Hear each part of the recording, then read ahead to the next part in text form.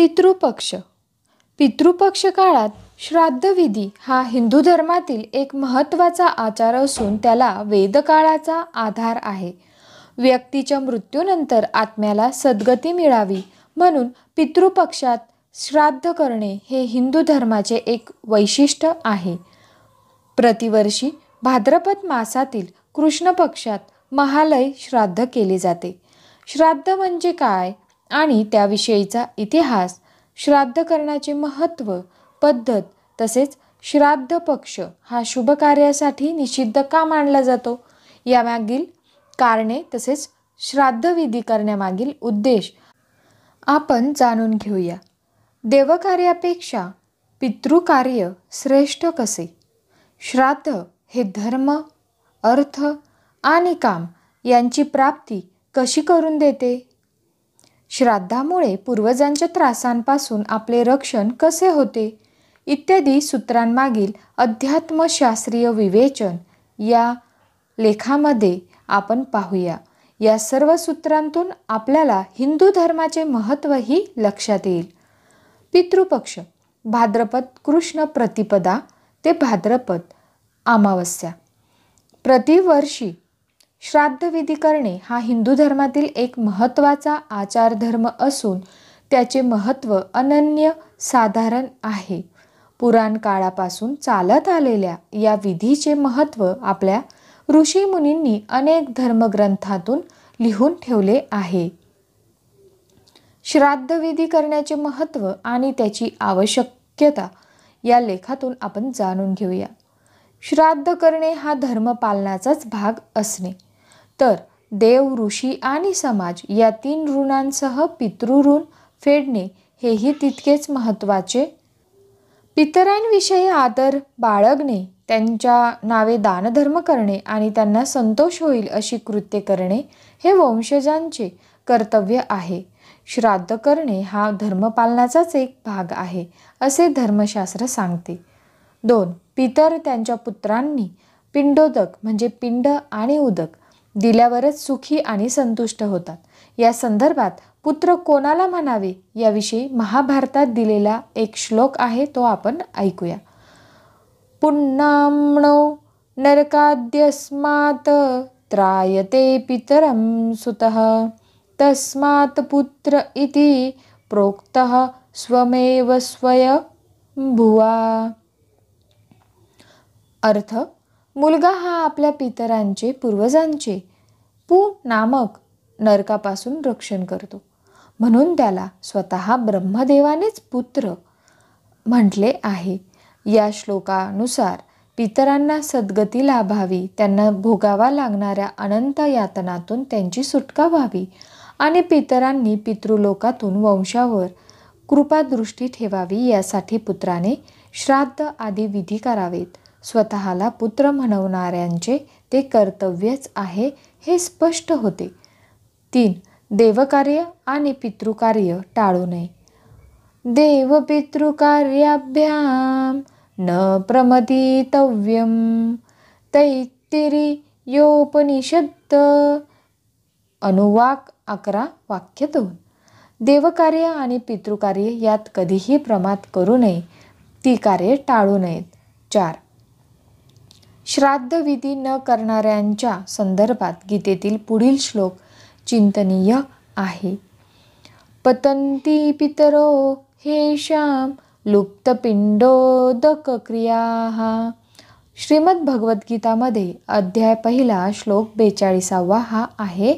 त्याचा अर्थ असा होतो की अशांचे श्राद्धविधी न करणाऱ्यांचे पितर पिंड, श्राद्ध, तर्पण आदी क्रिया न केल्यामुळे नरकात जातात. याचाच परिणाम म्हणून आपला अभ्युदय होत नाही. 5. श्राद्धापेक्षा अधिक श्रेयस्कर अन्य काही नाही. सुमंत ऋषी सांगतात, श्राद्धात परतरम नान्यत श्रेयस्करम उदाहरतम. म्हणजेच श्राद्धापेक्षा अधिक श्रेयस्कर अन्य काही नाही. याकरिताच विवेकी माणसाने श्राद्ध कधी टाळू नये. देवकार्यापेक्षा अधिक महत्त्वाचे पितृकार्य. ब्रह्मवैवर्त पुराण काय सांगतं तर देवकार्यापेक्षा अधिक महत्त्वाचे पितृकार्य आहे. म्हणूनच सर्व मंगल कार्यातही नांदी श्राद्धाचे विधान सर्वप्रथम असते. श्राद्ध करणाऱ्याच्या कुळात कोणी दुःखी राहत नाही. ब्रह्मपुराण काय सांगतं? जी व्यक्ती विधीपूर्वक आपल्या आर्थिक स्थितीनुसार श्राद्ध करते ती ब्रह्मदेवापासून तृणापर्यंत सर्व जीवांना तृप्त करते. श्राद्ध करणाऱ्याच्या कुळात कोणी दुःखी राहत नाही. वासना आणि अतृप्ती. एखाद्या मृत व्यक्तीची आपले श्राद्ध व्हावे अशी इच्छा असली आणि अपेक्षितांकडून ती पूर्ण झाली नाही तर वासना अतृप्तीचे दुःख त्याला होते. असा एखादा मृतात्मा पिशाच म्हणजे अनिष्ट शक्तीचा एक प्रकार होऊन श्राद्ध न केल्याचा राग नातेवाईकांवर काढण्याची शक्यता असते. काही वेळा मृतात्मा नातेवाईकांमध्ये प्रकट होऊन बोलतो. याचे एक उदाहरण पुढे दिले आहे. एकदा एका माणसाच्या अंगात आले आणि तो उड्या मारू लागला. अहमदनगरच्या परमपूज्य क्षीरसागर महाराजांनी विचारले, आपण कोण? त्याने उत्तर दिले, मी या व्यक्तीचा वडील आहे. महाराजांनी विचारले, आपण का आलात? अंगात आलेल्या वडिलांनी सांगितले, हा मला जेवू घालत नाही, श्राद्ध करत नाही, मी उपाशी आहे आणि हे खरं आहे, तुम्ही माना किंवा मानू नका.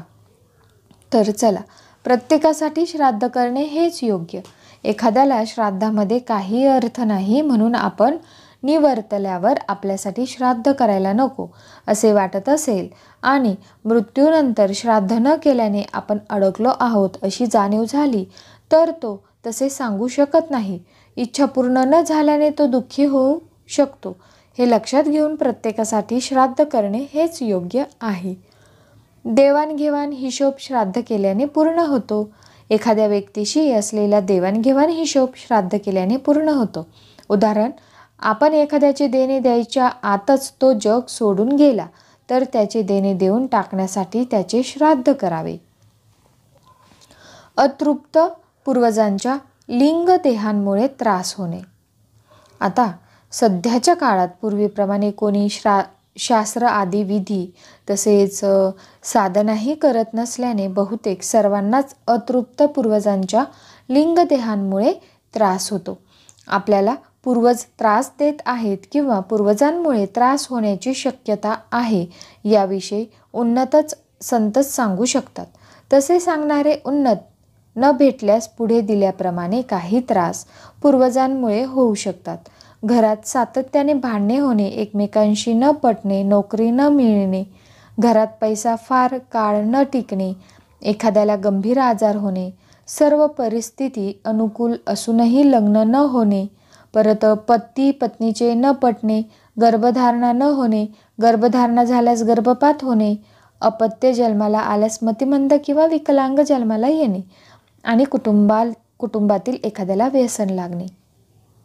ह्या सर्व गोष्टी अतृप्त पूर्वजांच्या लिंगदेहामुळे होतात. तर श्राद्धविधी केल्याने पितर संतुष्ट होतात, त्यामुळे त्यांचे आशीर्वाद लाभतात. तसेच मर्त्य लोकात अडकलेल्या पूर्वजांना गती मिळाल्याने त्यांच्यामुळे होणाऱ्या त्रासांचे निवारण होते.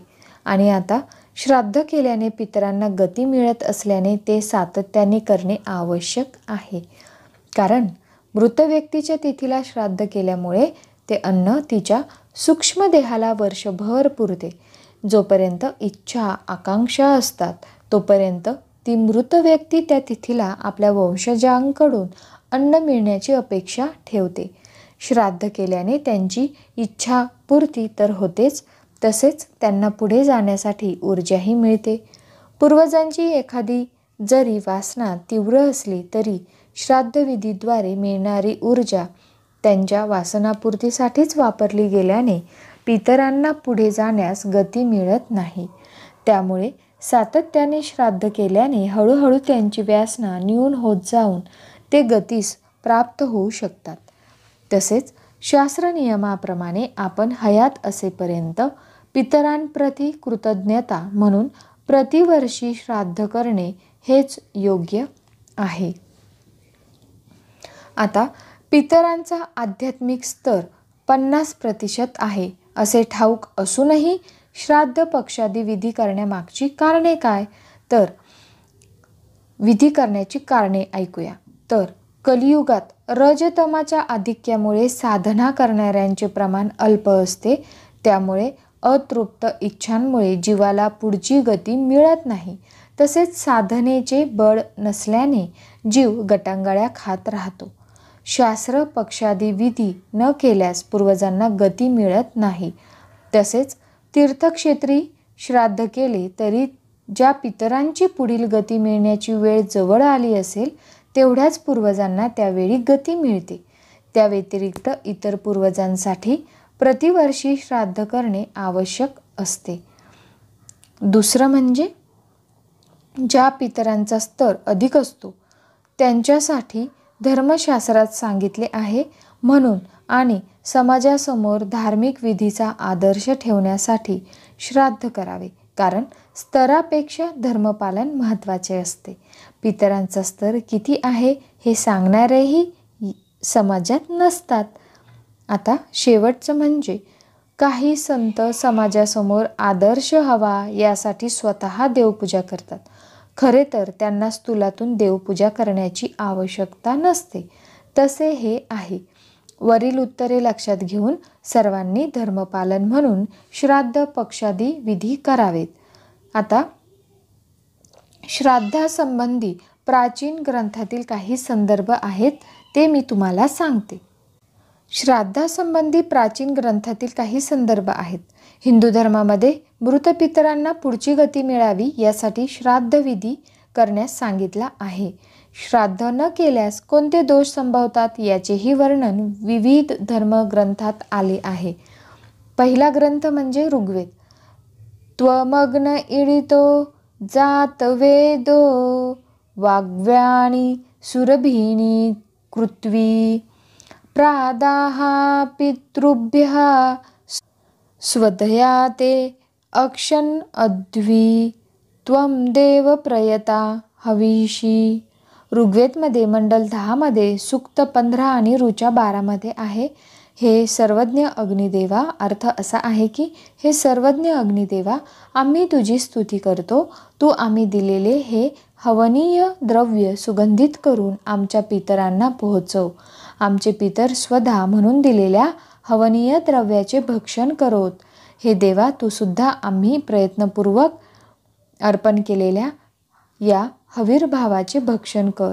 आता कर्मपुराणामध्ये दिलेलं आहे की अमावस्या दिने प्राप्ते गृहद्वारं समाश्रिता वायुभूताः प्रपश्यन्ति श्राद्धं वै पितरो नृपां या वदस्तमयं भानो क्षुप्तिपासास समाकुलाः ततश्चात्तगन्ते भानो निराशा दुःखसंयुता निश्चवस्य सुचिरं यान्ति ग्रहयन्तं स्ववंशजं जलेनापि च न श्राद्धं शाकेनापि करोति यः अमयां पितरतस्य शापं दत्वा प्रयान्ति च. हे कर्मपुराणामध्ये आहे. अर्थ पाहूया. मृत होऊन वायुरूप झालेले पितर अमावास्येच्या दिवशी आपल्या वंशजांच्या घरी येऊन आपल्याला श्राद्ध वाढले जात आहे का हे पाहतात. सूर्य मावळेपर्यंत तहान भुकेने अतृप्त वासनांमुळे व्याकुळ झालेले पितर श्राद्ध न मिळाल्याने सूर्यास्त झाल्यावर निराश होतात आणि दुःखी निश्वास टाकून स्वतःच्या वंशजांना चिरकाल दोष देतात. अशा वेळी जो पाण्याने अथवा भाजीनेही श्राद्ध वाढत नाही त्याला अमावस्येच्या दिवशी त्याचे पितर शाप देऊन निघून जातात. आता आदित्य पुराणामध्ये काय आहे? न संती पितरश्चेती कृत्वा मनसी वर्तते श्राद्धं न कुरुते यस्तु तस्य रक्तं पिबन्ति ते. मेल्यावर पितरांचे अस्तित्व नसते असा विचार करून जो श्राद्ध करत नाही त्याचे रक्त त्याचे पितर पितात. मार्कंडेय पुराणामध्ये काय आहे? तर श्राद्ध न केल्यामुळे प्राप्त होणारे दोष. न तत्र विराजायन्ते नारोग्यं न शतायुषाः न च श्रेयोधिगच्छन्ति यत्र श्राद्धं विवर्जितं. जेथे श्राद्ध केले जात नाही त्या घरी मुलगा होत नाही. झाल्या तर सर्व मुलीच होतात. तेथील लोकांना आरोग्य लाभत नाही. तेथील लोकांचे आयुष्य न्यून होते, त्यांना आर्थिक अडचणी संभवतात अथवा समाधान लाभत नाही. आता श्राद्ध कल्पलता पृष्ठ 6 या संदर्भावरून श्राद्धादी कर्मे न केल्यास पितर रुष्ट होतात आणि त्यांच्या वंशजांना त्रास होतो हे लक्षात येते. सर्व भौतिक प्रयत्न करून सुद्धा जेव्हा असे त्रास दूर होत नाहीत त्यावेळी असे त्रास पूर्वजांमुळे होतात असे अनुमान करता येते. तर तुम्हाला हा व्हिडिओ कसा वाटला? महत्त्वपूर्ण वाटला असेल तर नक्की आपल्या ह्या चॅनलला सबस्क्राईब करा, कारण मी सर्व माहिती पितृपक्षाची शास्त्रानुसार संपूर्ण माहिती मी तुम्हाला सांगणार आहे. तर आपल्याला माहिती पाहिजे, त्यामुळे तुम्ही हे व्हिडिओ नक्की पहा आणि शेअर करा. कमेंट बॉक्समध्ये कमेंट करायला तर अजिबात विसरू नका, कारण इकडे उत्साह द्विगुणित होतो आमचा. त्यामुळे खूप छान वाटतं आम्हाला. तुम्ही कुठून ऐकत आहात नक्की सांगा, कुठले आहात नक्की सांगा. छान मैत्री पण होते, जवळचे संबंध तयार होतात. म्हणजे यूट्यूब फॅमिली आपली एक फॅमिलीच आहे ना, म्हणून सांगते. आणि सबस्क्राईब करा नवीन असाल तर. बाकी काही नाही. चला भेटूया पितृपक्षाच्या पुढील व्हिडिओमध्ये. तोपर्यंत धन्यवाद.